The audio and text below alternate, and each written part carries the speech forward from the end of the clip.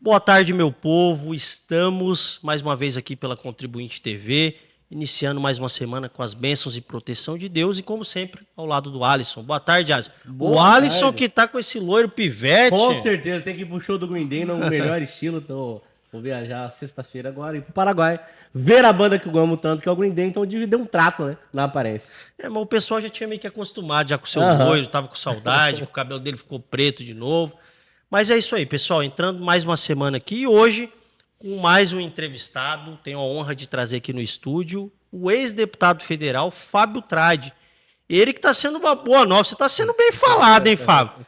Tudo que é lugar aqui do estado você está sendo falado. Primeiro porque você está de casa nova, né? Então a gente vai abordar sobre isso, sobre sua trajetória.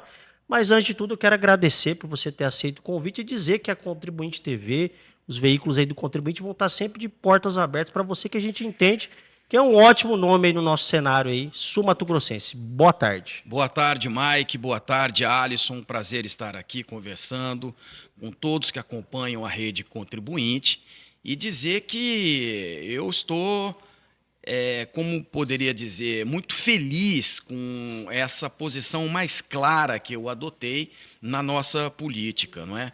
E estou à disposição aqui para conversar com vocês. Muito bom. A primeira pergunta que eu tenho é justamente sobre essa novidade aí, né? Hoje você está mais ativo não só nas redes sociais, mas mais ativo, vamos dizer assim, no campo também do ativismo, Perfeito. defendendo aquilo que você acredita mesmo.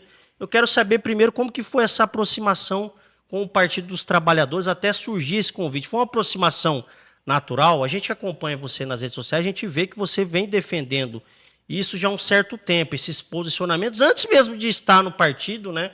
Que o senhor fala que está defendendo a democracia, tá, né? Entendendo no campo nacional tudo que está acontecendo ali, o que o senhor entende que a extrema-direita está sendo um retrocesso para o país. Fala um pouco para a gente como que foi essa aproximação com o PT até surgir esse convite.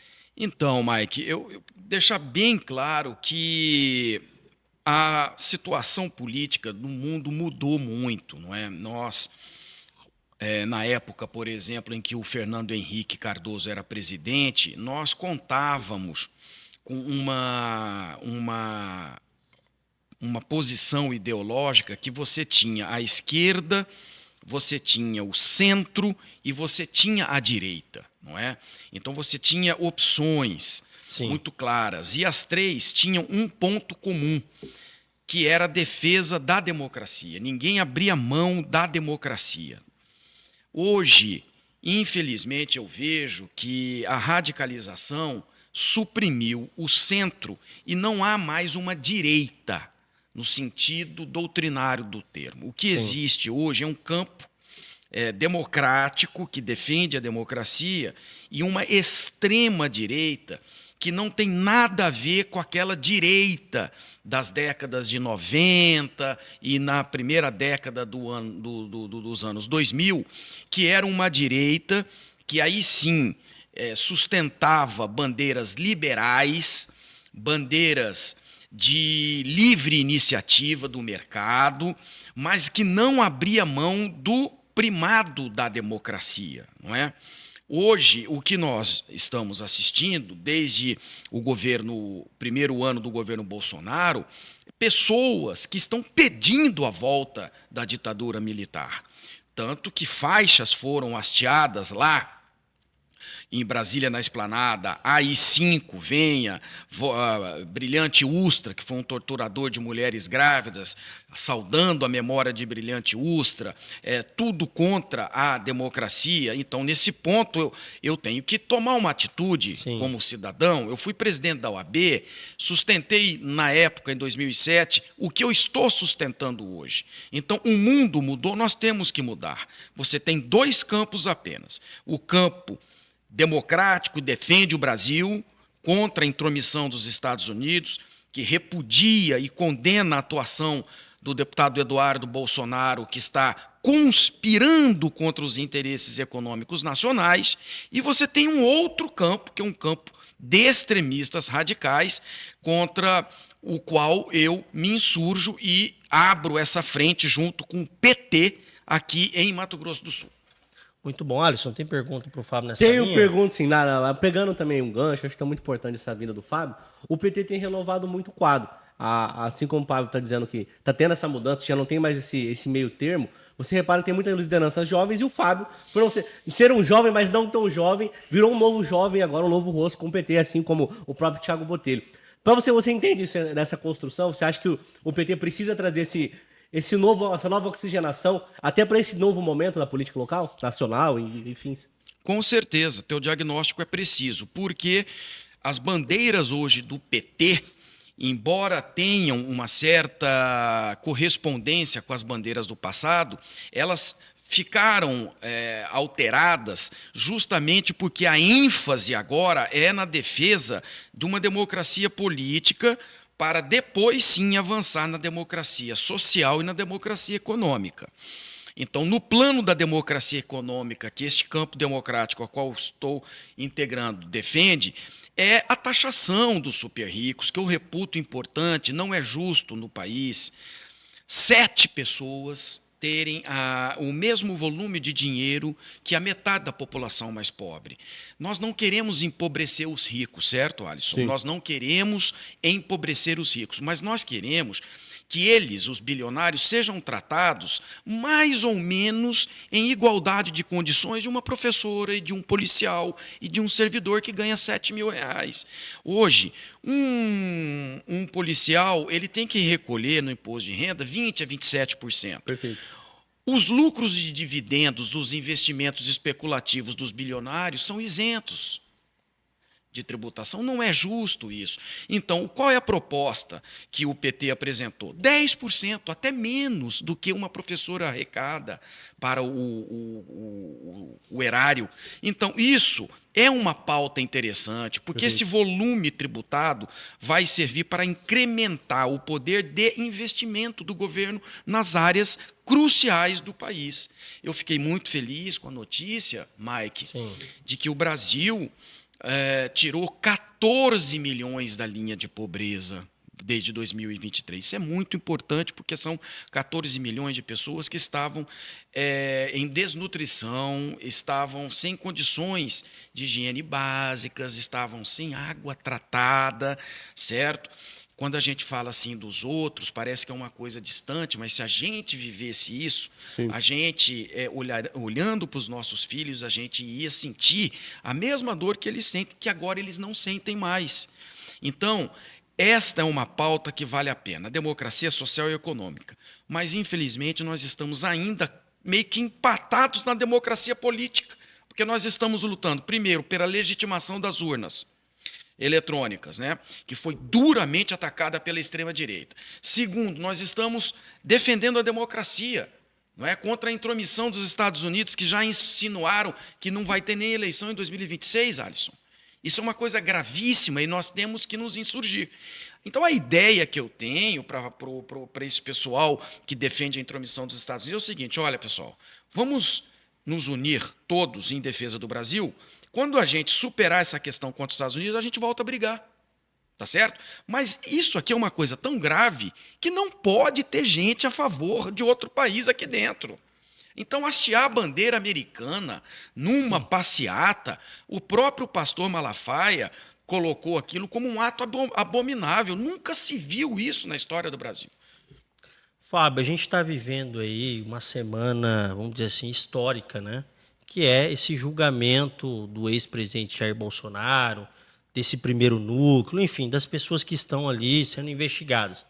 Eu quero saber sua análise como advogado. Você tem feito muitas análises ali nas redes sociais, a gente até parabeniza. Eu gosto do seguinte: eu sou da nova linha da comunicação. Então eu acho que assim como a comunicação tem que evoluir, os políticos também. E você é um cara que tem utilizado muito bem as redes sociais para se comunicar com o público, para se posicionar, até para quem está acompanhando aí o Fábio, porque é um nicho, né, vamos dizer assim, diferente. Às vezes você pode ganhar seguidores através aqui da rede do contribuinte. Acompanhe ele nas redes sociais os posicionamentos dele, porque uma coisa que eu falo, Fábio, para quem acompanha a gente aqui na rede do contribuinte, é o seguinte: para não acreditar nem em mim, vai lá, pesquisa, faça buscas em sites confiáveis, escuta todos os lados para você formar a sua opinião. Porque hoje a gente vive numa sociedade que, se você às vezes se balizar só por um lado, você acaba sendo às vezes enganado, porque tem muita gente utilizando a rede social de má fé. Então, por isso que eu vou sempre defender isso. Acompanhe todos os lados. E assim, voltando para a pergunta, vai ter esse julgamento. Eu quero saber sua análise como advogado, você jurista que é, se você acha que o Bolsonaro realmente tem que ser condenado e quanto tempo você imagina que ele vai ser condenado. Se é regime fechado ou se por conta dele ser um político, né, ter toda essa questão aí que pode envolver os Estados Unidos, você acha que é melhor uma prisão domiciliar? Saiu ontem na CNN que estão tentando achar um meio termo. O que você pode falar para a gente como um jurista que é? Olha, eu não li todo o processo, ele é volumoso, mas pelas provas que nós já tivemos acesso pela imprensa, eu penso que já há elementos suficientes para uma condenação de todos, certo? Agora, a questão da pena, alguns advogados estão sugerindo aí ou estão conjecturando uma pena acima de 30 anos, eu não vou a esse ponto. Eu penso que deve variar entre 15 a 22 anos, tá certo? A pena da maioria. Sim. Em regime fechado, porque acima de 8 anos e um dia é obrigatória a imposição do regime fechado. Em relação ao ex-presidente Bolsonaro, pelo estado de saúde dele, dificilmente ele vai cumprir esta pena em regime fechado, ou seja, em uma penitenciária. Sim. Mas, para que ele vá para o regime domiciliar, ele precisa primeiro ser submetido ao regime fechado. Como o Collor ficou 2 dias em regime fechado, ele fez o pedido. Sim. E o ministro, então, determinou que fosse transferido para a sua casa para lá cumprir a pena. E como é que é uma pena em regime domiciliar? É como se a casa fosse a cela. Perfeito? Sim. Ele não pode sair da casa a não ser com autorização judicial. Então, Nem fazer política, né? Ele vai poder pedir voto ano que vem e tudo mais? Perfeito. Com a condenação transitada em julgado, automaticamente suspendem os seus direitos políticos, ele não poderá mais fazer política publicamente. Sim. Perfeito? E então é mais ou menos isso. Os crimes são crimes contra o Estado Democrático de Direito, abolição violenta da democracia, organização criminosa, e essas penas devem somar a ponto de, na minha avaliação, não ultrapassarem 22, 23 anos e partirem de um patamar de 15, na minha avaliação. Mas dizem, né, é um famoso bordão aí dos advogados que cabeça de juiz e fralda de neném, você não sabe o que sai. Sim. Vamos ver. Me parece que o ministro Fux vai divergir do ministro Alexandre de Moraes. Depois nós vamos ouvir os votos da ministra Carmen Lúcia, Sim. do ministro Flávio Dino, Zanin, e então teremos. Mas a prisão, efetivamente, não vai ocorrer agora no Sim. dia 12, Sim. porque ele tem direito a recurso, Sim. não é? E ele vai recorrer. Então, vamos aguardar com serenidade, porque a aplicação da lei exige uma certa parcimônia de espírito para você não emocionalizar esse rito. Até perguntando mais uma coisa ainda dentro disso, antes de passar para o Alisson, porque muita gente tem dúvida exatamente disso. É importante a gente aproveitar também o seu notório saber jurídico. Você afirmou que ele não será preso, ele mesmo condenado agora. Ele já vai, porque o Moraes definiu algumas medidas, né? Então ele tem que seguir todas as medidas. Mas, de alguma forma, nessa primeira condenação, ele também fica impossibilitado de agir politicamente? Exatamente. Devem os ministros manter as condições Outras restritivas, mas resguardando o direito de permanecer em casa, certo? Até o trânsito em julgado. Transitou em julgado, o rito é o seguinte: vai para a penitenciária, lá o advogado imediatamente pede ao ministro para transferi-lo para casa novamente. Sim. Com qual a fundamentação? Estado de saúde. E Sim. ele realmente está com o estado de saúde debilitado. Sim, e essa, ainda nesse julgamento, doutor Fábio, ele está sendo julgado pela primeira instância. Qual que é o prazo para muitas pessoas que estão aí? Muitas pessoas estão curiosas, né? O senhor deve ser utilizado aí com frequência, né, no dia a dia, né? Fábio, como que é? Qual que é o prazo? Perguntando para o senhor, o que você imagina dessa possível condenação até, de repente, vai provavelmente para o colegiado inteiro da Suprema Corte, né? Que ele vai ter esse direito de recorrer. O senhor imagina que isso tudo vai ocorrer até ano que vem ou esse ano ainda? Eu creio que até o mês de novembro tudo estará já sedimentado. Até o mês de novembro, porque 12 de setembro você vai ter a quantificação Sim. das penas, você vai saber qual a pena de um e outro, aí haverá recurso depois da publicação do acórdão, e aí o recurso vai ser julgado pelo colegiado inteiro do Supremo Sim. Tribunal Federal, E dessa decisão, muito provavelmente, eles podem interpor recursos, mas esses recursos serão julgados rapidamente. De maneira que setembro e outubro para a tramitação desses recursos. E novembro define a situação. Então, esse ano não passa, então. Esse ano vai acontecer. A gente vai saber o destino do ex-presidente Jair Bolsonaro para os próximos anos, o senhor acredita? Confirmado. Muito bom. Alisson, mais perguntas Tem para o sim, Fábio? agora já não na área jurídica, mas na área política. Fábio, a sua vinda para o PT, foi até matéria em diversas portagens de notícias, o seu irmão não ficou muito satisfeito, o Nelson, até porque o Nelson hoje é bem mais posicionado ao PL, está muito mais alinhado ao bolsonarismo. Mas a minha pergunta em relação a isso além desse comentário dele, que eu particularmente acho infeliz, e se eu falo eu como Alisson, porque até conhecendo a história da família de vocês, teve um pai perseguido pelo regime militar, mas enfim, passando para frente. Como está sendo a recepção do resto da família, né? Porque atualmente o próprio Marquinhos está no PDT, que também é um partido de centro-esquerda, apesar do Ciro Gomes ultimamente ter dado mais criticadas ao PT do que sendo um aliado do partido. Como está sendo para você essa recepção do Fábio do PT agora, que agora virou o Fábio petista, né? Olha, Alisson, antes de responder essa pergunta, eu até quero fazer uma sugestão aí de pauta para vocês, porque realmente aqui a Rede Contribuinte tem um conceito sólido já na comunicação do Estado, que é, curiosamente, a aparição do Ciro Gomes como terceiro colocado nas eleições presidenciais. Perfeito. Eu acho que seria uma pauta para vocês trabalharem, legal, porque até eu estou interessado em saber o que está acontecendo para o Ciro Gomes aparecer em terceiro. Realmente, ele fez uma migração mais para centro-direita, Se alinhou o PL lá no Ceará. Exatamente. E isso pode ser um fator ou não. Está aí uma pauta que eu acho que seria muito interessante para o nosso Estado debater. Sim. Mas, voltando à pergunta do Alisson, o Nelson fez uma opção, não é? É uma opção que contraria realmente a trajetória, pelo menos do início da jornada política do meu pai. Como você bem disse, o meu pai, ele foi filiado ao Partido Trabalhista Brasileiro, que na época tinha como líder maior um homem morto, que era o Getúlio Vargas, sim, e o João Goulart, que foi presidente da República, deposto pelo golpe militar. Meu pai foi cassado pela ditadura militar, não pôde exercer as suas atividades políticas até 1979. Ele foi preso 3 vezes e foi torturado psicologicamente, porque ele foi obrigado a dormir em colchão molhado, permanentemente molhado, e conversavam ali perto da cela de que levariam ele para Fernando de Noronha.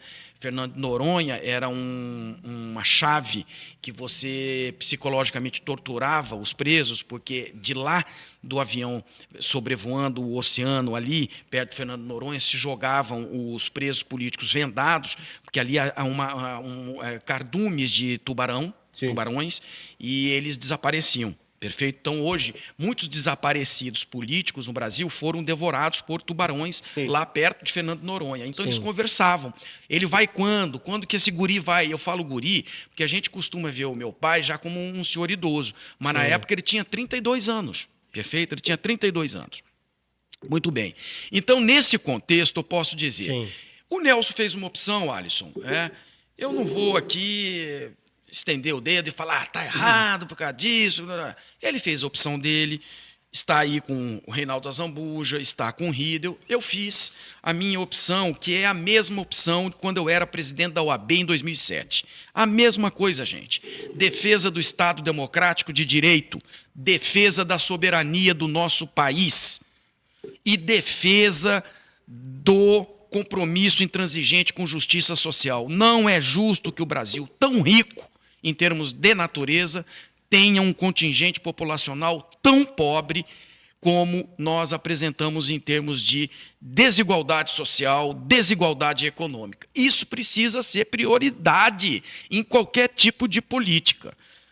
Quando eu falei que desapareceu o centro no espectro político, sim, porque alguns partidos já migraram e estão orbitando em torno do PL. Sim. Esses partidos, eles precisam dizer ao eleitorado bolsonarista o seguinte, na minha avaliação: se vocês querem mesmo voltar para a institucionalidade, vocês podem debater qualquer tema, mas não pode debater a questão da democracia. A democracia é um dogma, certo? Não pode discutir democracia no sentido de acabar com ela. Isso não pode ser pauta. Quando se fala eu sou de direita, eu respeito. Sim. Agora, extrema-direita não dá para conversar, porque prega ruptura, poxa. Não dá para conviver com quem prega uma ruptura institucional. Aí não dá. Perfeito. Muito bom. Fábio, ainda sobre essa questão nacional, de a gente entrar rapidamente aqui na pauta local, pode pegar na água aí. Entrando na local, é justamente sobre o que você acabou de falar. Uma coisa que está acontecendo muito aqui no Contribuinte, até costumo dizer, é um dos veículos que mais faz. É um dos veículos que mais faz esse debate a nível nacional. A gente gosta de falar muito de política nacional, Fábio, local também. Mas, assim, uma das coisas que estão analisando essa semana, e aproveitando a sua presença aqui, você que está discutindo bastante a política nacional, é o discurso do Tarcísio no 7 de setembro. Até então, vinham colocando o Tarcísio numa linha mais moderada, como um político moderado, que, independente de estar perto ali do grupo do Bolsonaro, que ele teria uma linha mais moderada, mas ele fez, finalmente, um posicionamento ali contra o Alexandre de Moraes, contra o Poder Judiciário. Eu queria saber como que você avalia isso, você como um político que vai voltar em breve a ter mandato, a gente espera isso, mas eu estou dizendo assim, em torno da política nacional, você acha que isso daí já é um posicionamento, que ele que vai ser o candidato que o Lula vai enfrentar nas urnas representando essa extrema-direita, essa direita, ou você acredita que isso também é um pouco já do que ele defende, que agora que ele vai começar a defender, ou se ele está refém do bolsonarismo, como a André Sade, na CNN, né, a análise de muitos ministros ali que passaram para eles de forma cautelosa, que eles acreditam que isso é uma sinalização para ele ter esse nicho bolsonarista. Qual que é a sua impressão sobre isso, esse novo Tarcísio? Olha, no terreno da especulação, né, eu penso que ele é o candidato, realmente, que vai enfrentar o projeto de reeleição do presidente Lula, a qual estou filiado, não é? E fez uma opção, na minha avaliação, arriscada, certo? Arriscada, porque ele dinamitou pontes com a institucionalidade brasileira, quando ele disse que não cumpriria decisões dos ministros do Supremo Tribunal Federal, né? Nesse momento, ele radicalizou e está tentando seduzir um eleitorado que nunca foi dele, certo? Concordo, eu falo isso. Não é dele o eleitorado. O eleitorado é de Bolsonaro. Mas ele está tentando seduzir esse eleitorado, jogando, na realidade, esses argumentos radicais, que não são bons para ele e, sobretudo, para o entorno dele. Do que eu conheço o presidente Kassab, porque eu fui filiado ao PSD, não é conselho do Kassab isso. Ele deve estar ouvindo outro setor para tentar captar esse eleitorado. Agora, dessa turma, Zema, Caiado, Tarcísio, que pretende, eu não ouvi ainda nenhum discurso radical, extremista do Ratinho Júnior.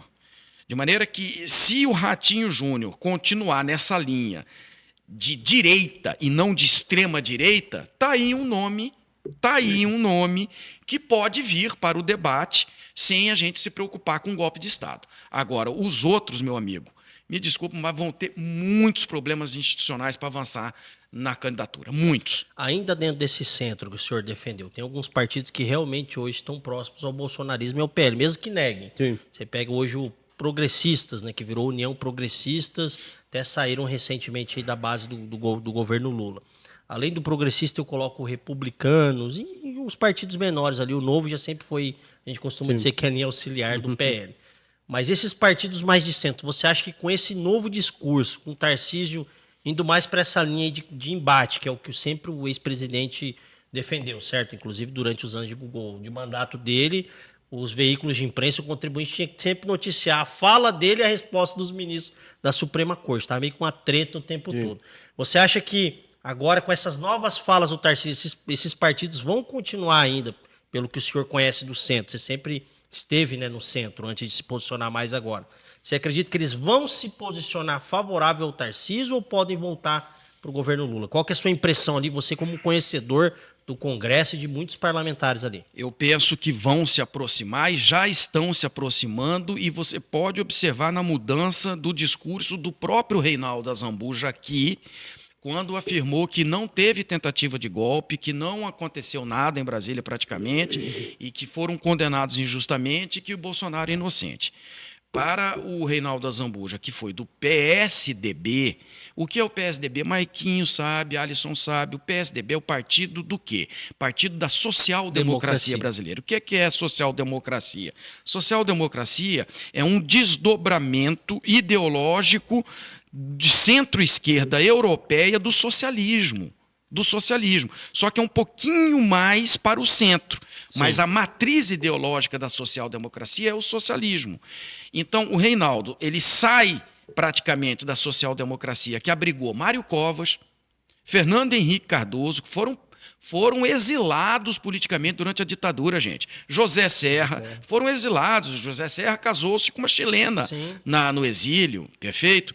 E agora vem sustentando esse discurso de extrema-direita. Por quê? Porque cobiçam o eleitorado bolsonarista que ainda insiste no discurso de ruptura institucional. Então, respondendo à tua pergunta, aliás, uma pergunta muito interessante.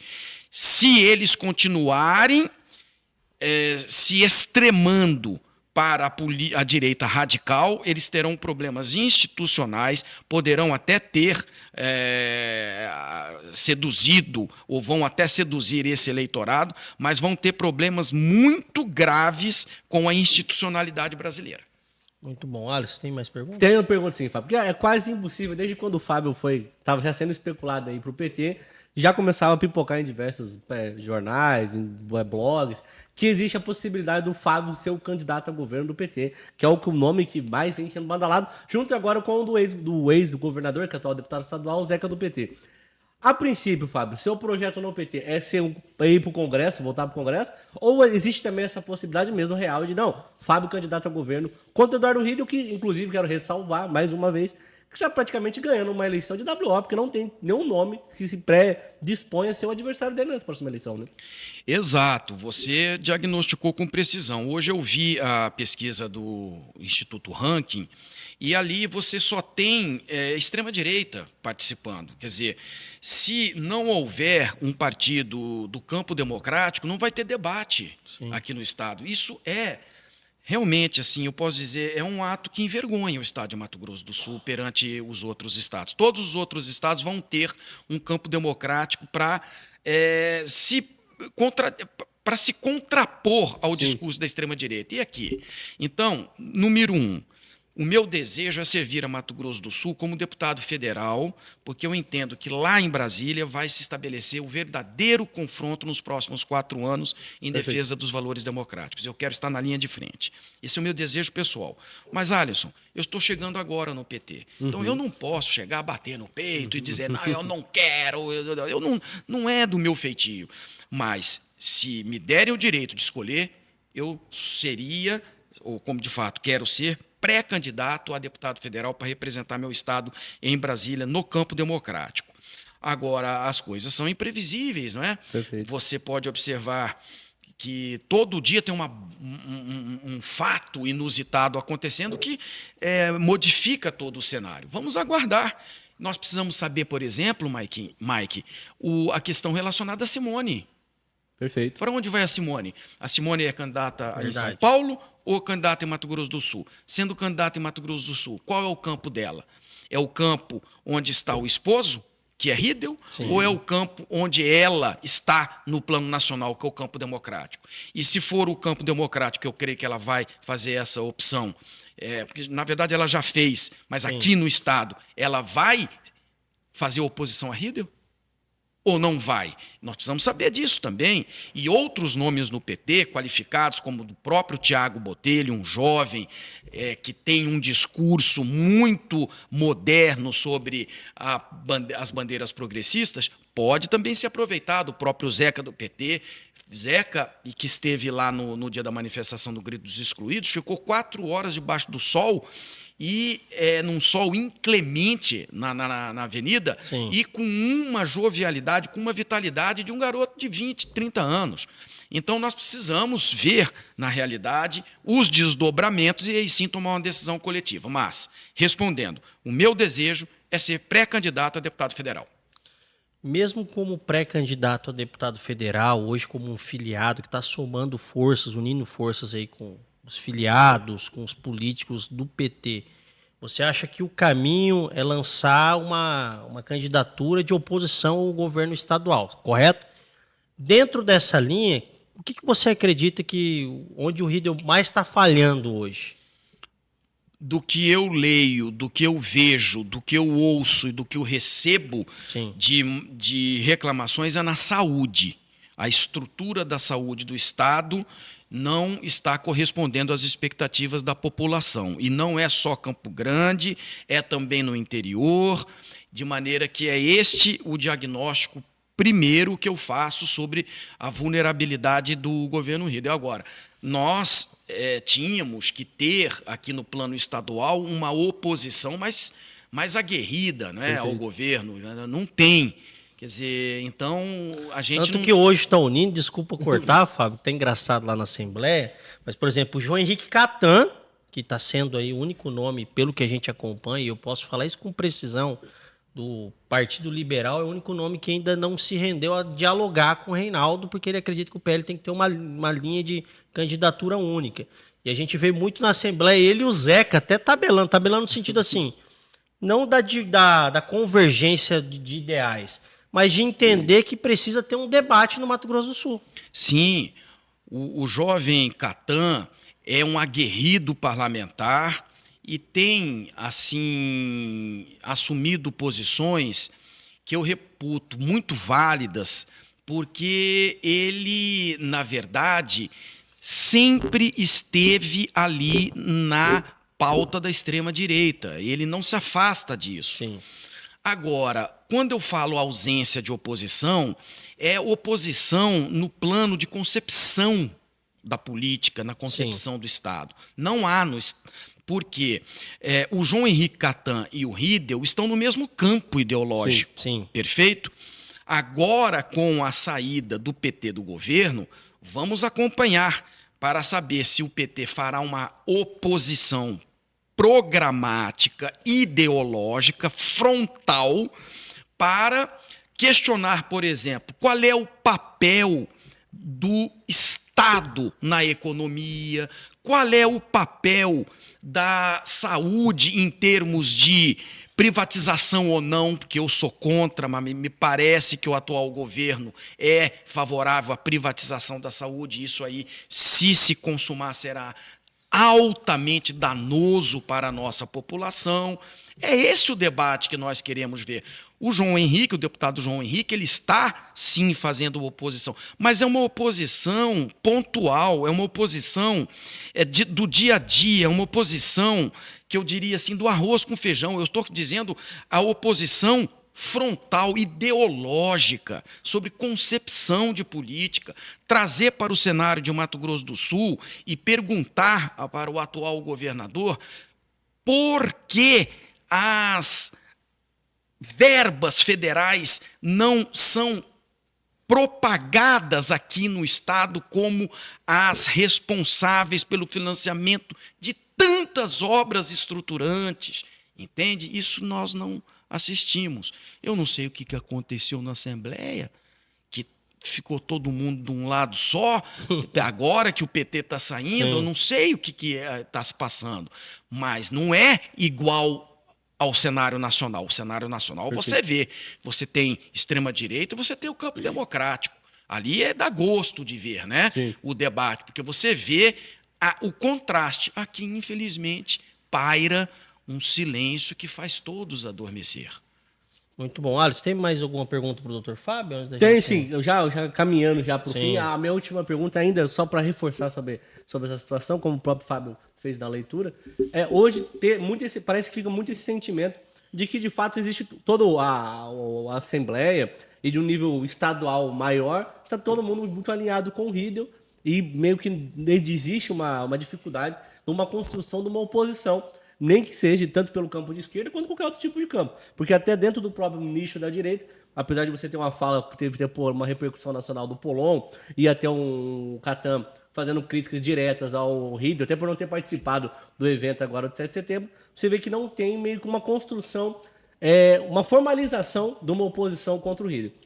Ainda nesse nicho de pergunta, como você enxerga a importância dessa construção, Fábio? E, principalmente, se dentro do cenário até das nossas figurinhas repetidas, você vê se existe alguma possibilidade, por exemplo, de um André Putinelli sair como candidato contra o Rídio, ou se você acha que não vai mais, porque a princípio existe até uma brincadeira que muitas pessoas do MDB falaram que agora que o PT saiu da base, será que vai ter espaço para o MDB que construiu com o Rídio, mas não foi atendido? Você acredita que pode aparecer um grande político desse tradicional para enfrentar o Rídio nessa eleição?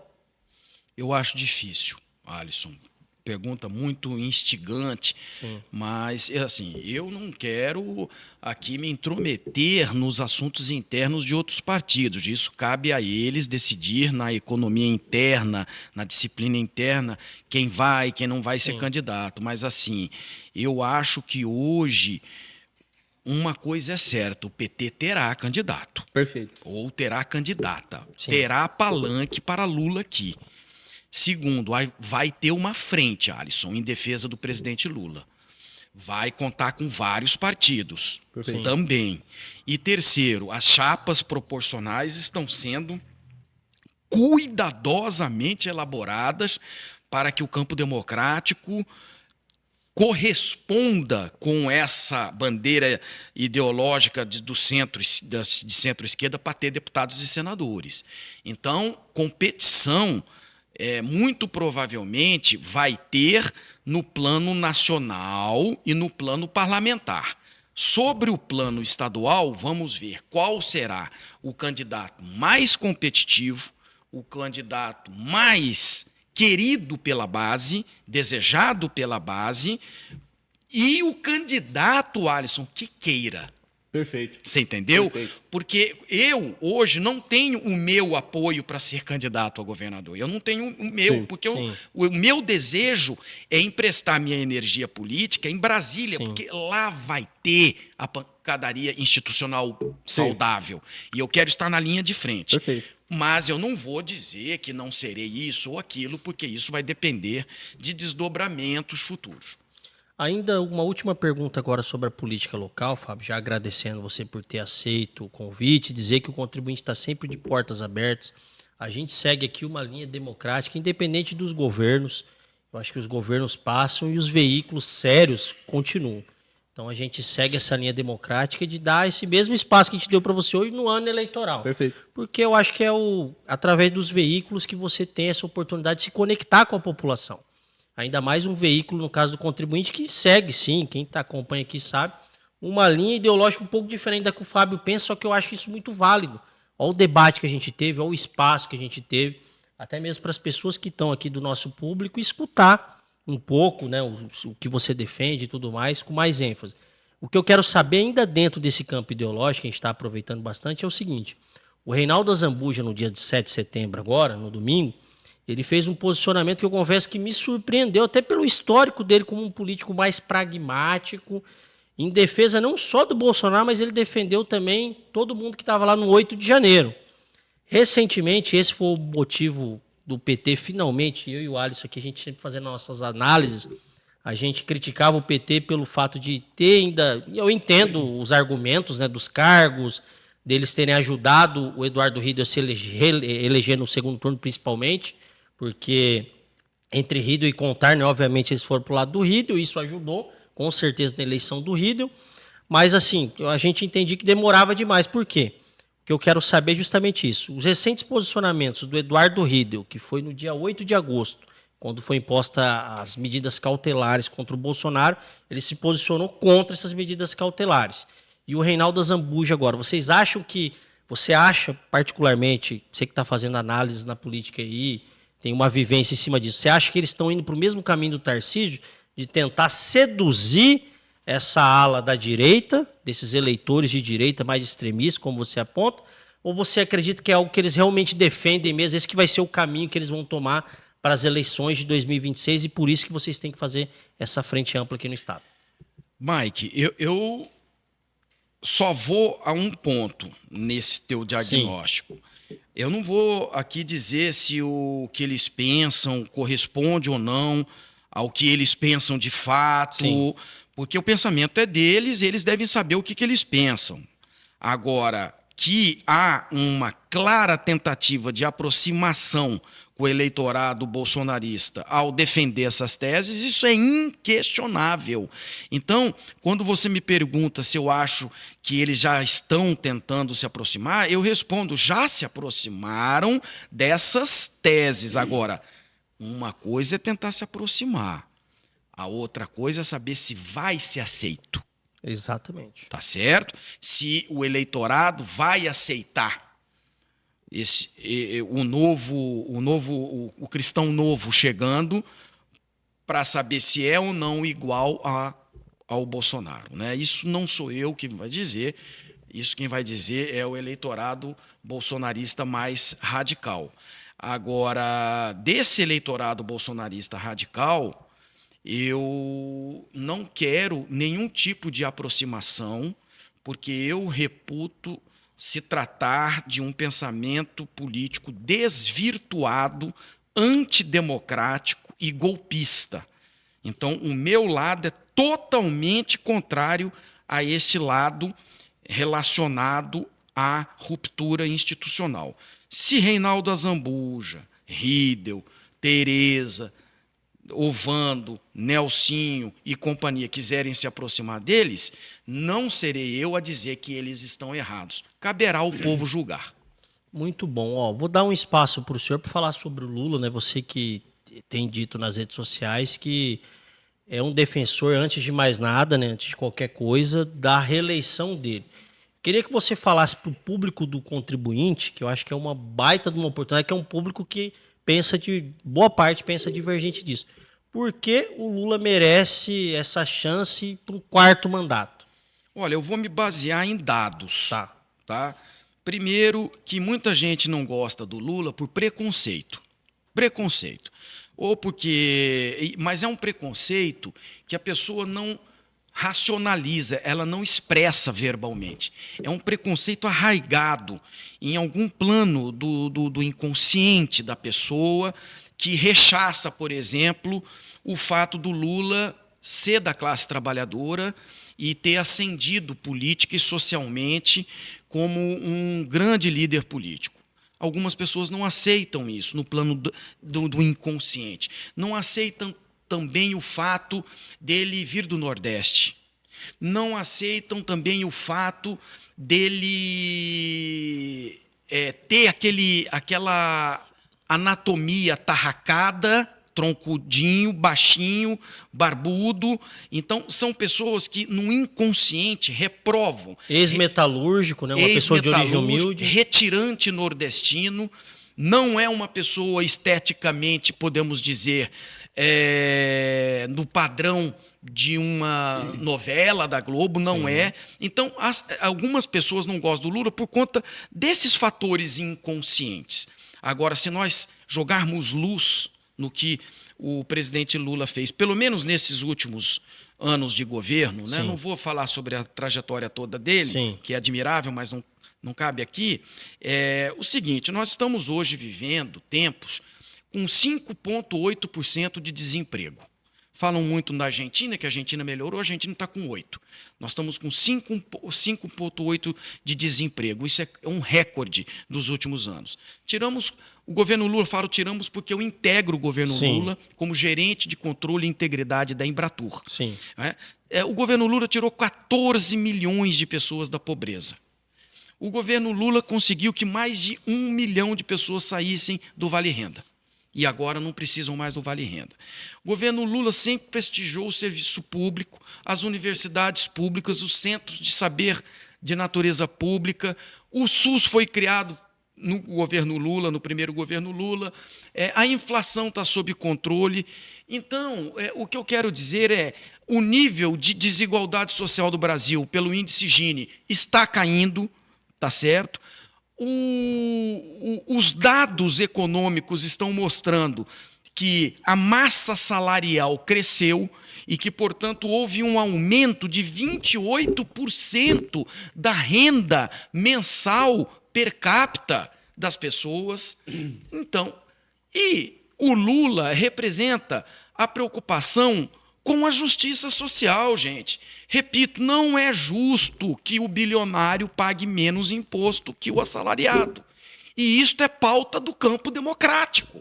Agora, se você acha que é justo, por exemplo, o que o ex-ministro da Fazenda do governo Bolsonaro falava, que tem que explodir com o serviço público, tem que jogar uma granada no Banco do Brasil, tem que vender o Banco do Brasil, tem que acabar com os Correios, tem que privatizar tudo. Tudo bem, uma opção, fiquem do lado de lá. Eu sou contra isso. Eu acho que o serviço público tem que ser valorizado. Não pode ter marajá, é verdade.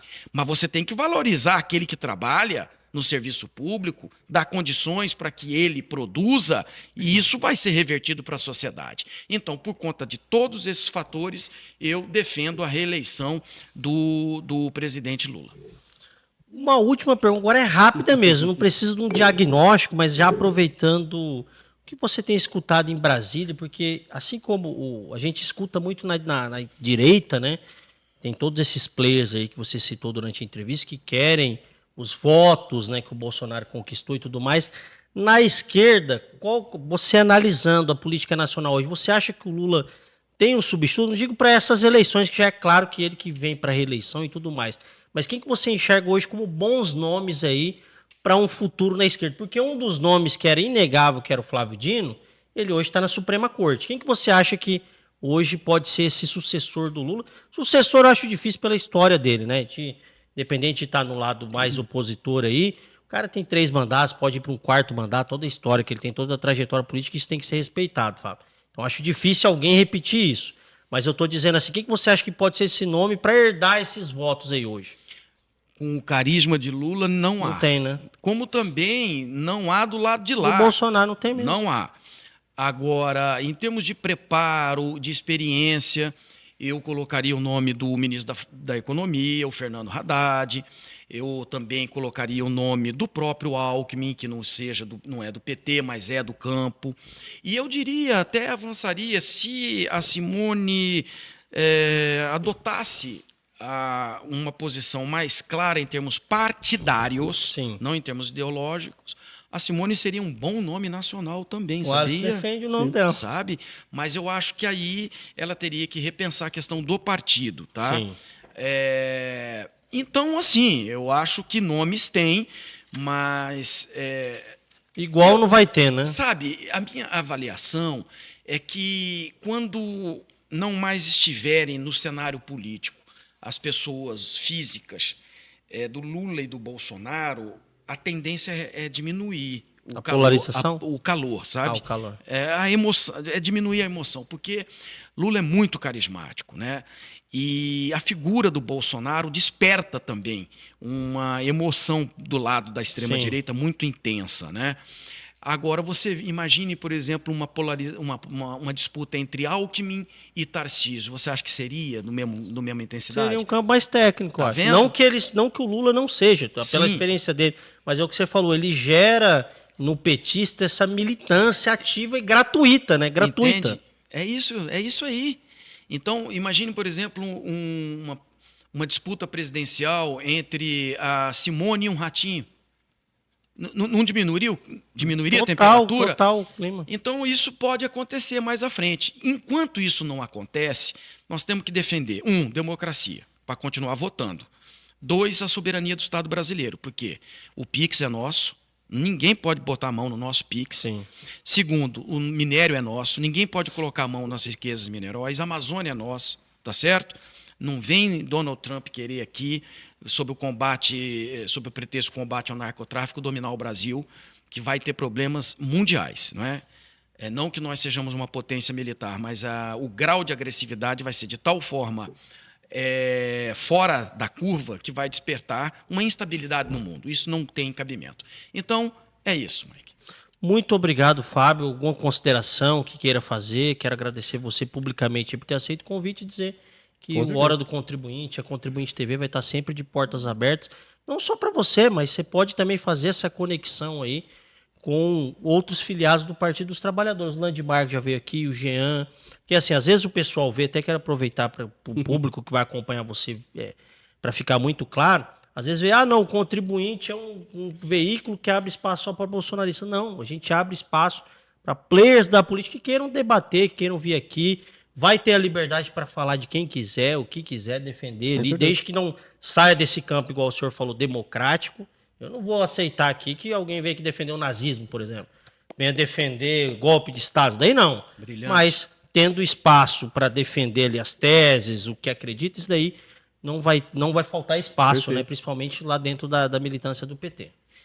Olha, primeiro dizer que eu estou extremamente grato pelo convite e acho que vocês da equipe aqui da Rede Contribuinte, Alisson e você, Mike, são assim uma semente muito necessária por serem uma semente promissora, saudável nesse terreno da comunicação do Estado, sabe? Eu acho que se continuar nessa linha de pluralidade e de compromisso com esses pressupostos, vai se confirmar a promessa que muitos já têm de você, Amém. De que o futuro seu é de sucesso, tá certo?